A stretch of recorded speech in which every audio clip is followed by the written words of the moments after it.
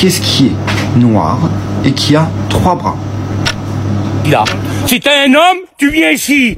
Et là, tu vas repartir mal, mon copain. Je te le dis, le caveau de mon père et de ma mère, tu vas partir mal.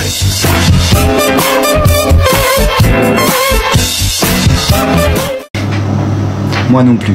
La seule chose que je sais, c'est que ça ramasse super bien le coton. On rigole. Son histoire est un acte de résistance. Rigoler avec notre histoire est un acte d'insolence. Je ne sais pas qui c'est. Si vous le connaissez, mettez-le en commentaire. En tout cas, de plus en plus de personnes se permettent et bizarrement appartiennent à la communauté des leucodermes de manipuler notre histoire, la raconter à notre place, et là on tombe encore plus bas avec ce genre d'humour, j'ai envie de dire, mais bon, soyons très précis avec les choses. Les blagues, on peut en rigoler, hein, tous ensemble, hein, n'est-ce pas? On en connaît tous des florilèges de blagues.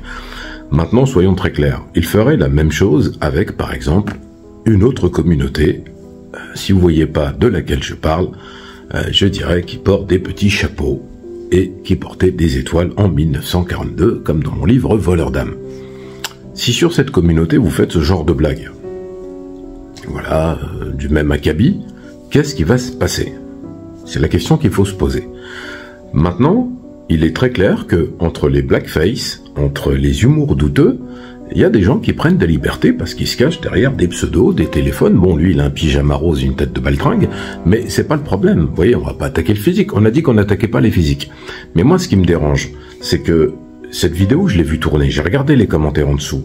Il y a Pat de Guada qui l'a repris pour le clasher avec un mouchoir. Très bien fait, Pat. Il y a Edson aussi qui l'a partagé avec une musique et d'autres. Parce qu'en fait, qu'est-ce qu'on peut dire face à ça? Deux choses. Justement, vous voyez, quand vous laissez des brèches ouvertes par rapport à notre histoire, eh bien, il s'y engouffre. Parce que, au-delà de l'ignominie de l'esclavage, de la négation de ce génocide qui a été le plus dévastateur de toute l'humanité, il nous dit, oui, ça ramasse bien le coton. Vous voyez, le problème, c'est que comment garder son calme face à de tels propos? Parce que quand vous lisez mes livres et d'autres livres, quand vous vous imprégnez de cette histoire, vous comprenez que ce n'est pas juste de l'humour.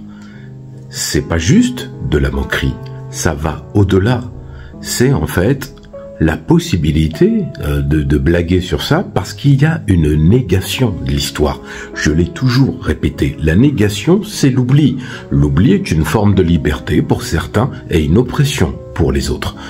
Quand on parle de l'histoire des Antilles, par exemple, de la Guadeloupe, de la Martinique, de Saint-Domingue devenu Haïti, on peut pas plaisanter avec ça, parce que c'est des millions de victimes, et de la même manière qu'on peut pas plaisanter avec l'histoire de l'Afrique ou d'autres histoires, et pas plus qu'on peut plaisanter avec d'autres communautés. Tout simplement parce que, au-delà de la mémoire collective, au-delà justement du fait que l'on doit préserver cette histoire, ce genre de blague, j'ai été voir les commentaires sous cette vidéo. Oh, il y en a qui mettent lol, il y en a qui mettent des emojis, et il y en a même qui disent, qui rajoutent des blagues en fait. Maintenant, je n'appellerai jamais à une action de violence contre cet individu, mais que ce soit très clair, que ce soit clair pour vous, mes petits fachos des forêts et des prairies. Comprenez ceci, nous ne sommes pas la génération qui baisse la tête, nous ne sommes pas la génération de la soumission, nous sommes la génération de l'arrogance, de l'insolence et de l'insoumission justement. Quelle insoumission? Celle de vos dictats historiques. Nous faisons des livres, nous faisons des films, nous faisons du contenu pour justement renverser cette narrative. Parce que Yasmina Fagbemi le répète assez régulièrement, c'est même le credo de Yasmina par rapport à Tcholedja, le lion et les chasseurs. Le mien, c'est apprendre son histoire est un acte de résistance. Mais j'ajouterais que le lion, désormais, il se fait plus chasser. Il rugit de toute sa force pour proclamer avec conviction et dignité: notre histoire est plus grande que la vôtre. Notre histoire est plus grande que votre humour scabreux. Et vous n'allez pas nous atteindre ni nous affecter. Je vous demande, à vous qui passez, partagez cette vidéo, commentez, diffusez, commentez, dites ce que vous en pensez. Parce que c'est important que nous puissions réagir les uns et les autres. Même si certains vont me dire « Oh, il blaguait avec son pyjama rose ». On ne blague pas avec des millions de victimes. Et si vous avez un doute, lisez mes livres. Et vous allez comprendre que quand je raconte l'histoire de la jeune Mathilde, et je vais le dire maintenant, pas la longue histoire, je vais vous faire le court. La version courte. Mathilde avait 9 ans à peine. Lorsqu'elle est née dans une case poussiéreuse d'une habitation de Guadeloupe, du côté de Petit-Bourg, l'habitation Clermontois, cette petite fille que j'ai découverte dans une gazette avec quelques lignes, sans nécessairement la connaître. Ces quelques lignes disaient en fait que le propriétaire avait reçu une amende de 15 francs. Pourquoi ? Parce que Mathilde est née avec une malformation de la jambe. Parce que quand elle est née dans cette case poussiéreuse, à même le sol, c'est un vétérinaire qu'on a appelé pour faire accoucher sa mère. Et il a tiré comme une brute, comme si il délivrait un animal. Et la petite Mathilde a eu la jambe, ou quand il a tiré, a eu la jambe handicapée par la suite, et elle boitait, elle cloquediquait. Voilà. Et à l'âge de 9 ans, qu'est-ce que l'on faisait faire à des petites filles? Pas des dessins, pas des choses que devraient faire des petites filles, non. C'était une esclave, en Guadeloupe. Et à 9 ans, elle s'occupait de ce que l'on appelle le sarclage. C'est-à-dire travailler les sols, enlever les mauvaises herbes pour les saisons de la canne à sucre après. On leur fait aussi porter des bagasses. Ce sont des fagots qui sont assez lourds pour une petite fille, surtout quand elle est handicapée d'une jambe. Et les bagasses sont utilisées pour alimenter le four du grand atelier, dans une grande cuve où l'on fait cuire le sucre pour en extraire de la mélasse. La petite Mathilde boite, mais elle a toujours eu le courage et elle a toujours eu la dignité pour honorer sa mère. Elle ne s'interroge pas sur le fait qu'elle soit une esclave, elle n'a que 9 ans. Mais elle essaye vraiment de faire du mieux qu'elle peut. Chaque jour, quand elle se lève, elle travaille. Elle travaille depuis qu'elle est âgée de 5 ans. De ses 5 ans à ses 9 ans, elle n'a connu que cela, la servitude et la cruauté des colons français qui utilisent le code noir comme outil de répression. Un matin, Mathilde est en train justement de porter des bagasses. Le maître passe à cheval faire une inspection, c'est rare qu'il le fasse. En général, il est ailleurs, il profite de ses journées sous le soleil en buvant des citronnades à l'ombre de sa terrasse. Mais cette fois, le commandeur veut faire bonne figure. Le commandeur est un peu le contremaître de l'habitation. Il veut faire bonne figure et il se met à hurler sur tous les esclaves, les captifs, ceux qu'on a dépossédés de leur humanité. Mathilde passe avec ses bagasses et elle boite. Et comme elle boite, elle y va très doucement. Elle a du mal. Et là, le commandeur s'acharne sur elle. Il lui hurle dessus. Il lui hurle d'aller plus vite. Les coups pleuvent. Le maître, lui, assiste à cette scène. Il est assis sur son cheval.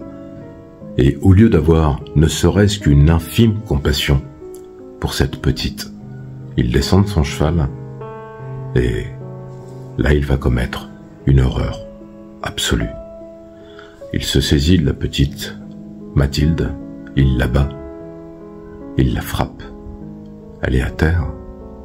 Elle ne crie même pas. Elle subit cet outrage, un de plus. Mais cette fois, c'est différent. Le maître est en colère. Il est de mauvaise humeur ce matin. Il prend la petite par le bras et la traîne jusqu'à la cuve de mélasse, en répétant à ceux qui veulent l'entendre que cette petite ne sert à rien, qu'elle a un coup, qu'il faut la nourrir, et que sa seule destination, c'est de la jeter vivante dans la cuve de mélasse brûlante. Mathilde hurle, un cri tellement puissant que toute l'habitation se fige. Quand on la retire de cette cuve, elle est brûlée sur toutes ses extrémités, la chair à vif. Elle n'est plus qu'une plaie vivante. Pendant 3 jours, elle va agoniser sur le sol poussiéreux de la même case qu'il l'a vue naître. Elle ne reçoit aucun soin. Le maître n'a pas jugé cela nécessaire. Il estime que si elle doit vivre, ce sera la volonté de Dieu. Parce que même le prêtre a dit, c'est Dieu qui décide. parce que je le rappelle, ils ont tous été baptisés, et le dimanche, ils sont tous contraints de faire le culte. Pendant 3 jours, la petite va agoniser. Elle ne peut même plus parler. Et elle va enfin être délivrée, connaître la paix et rejoindre les rivages d'éternité, ces rivages d'argent où la douleur n'est plus. Mathilde a quitté ce monde dans un anonymat complet. Les mois qui a suivi a été de courte durée. Des captifs ont porté l'affaire devant le procureur du roi en Guadeloupe. Mais naturellement, même si le Code noir, dans son écrit, dit qu'il ne faut pas ôter la vie sans considération d'un esclave, le maître va recevoir une amende de 15 francs pour avoir jeté vivante une petite fille de 9 ans dans une cuve brûlante et qui a perdu la vie après 3 jours de douleur impossible. Voilà la réalité de l'esclavage. Voilà pourquoi je ne tolère pas que l'on puisse blaguer de la sorte, parce que des Mathildes, il y en a eu des milliers, des centaines de milliers. Et il y en a d'autres, des garçons, des filles, de tout âge. À 30 ans, un esclave est une épave. Et Mathilde, elle n'a même pas de sépulture. Comme les épaves, elle a rejoint des fosses communes. Et aujourd'hui, vous voyez des touristes qui jouent à la pétanque, en Guadeloupe, à des endroits où il y a des cimetières, et on découvre encore des restes. Et ils viennent et ils bronzent sur les plages de Saint-François à d'autres endroits. Ni oubli, ni pardon. Je vous demande sincèrement de partager cette vidéo, qu'elle puisse servir de base pour ceux qui voudraient continuer à faire cet humour. Que ce soit très clair. Arrêtez de faire cela, parce que, à un moment ou à un autre, nous allons quitter le monde du virtuel et arriver dans le réel. Force à vous. Apprendre son histoire reste un acte de résistance. On ne pliera jamais. Abonnez-vous.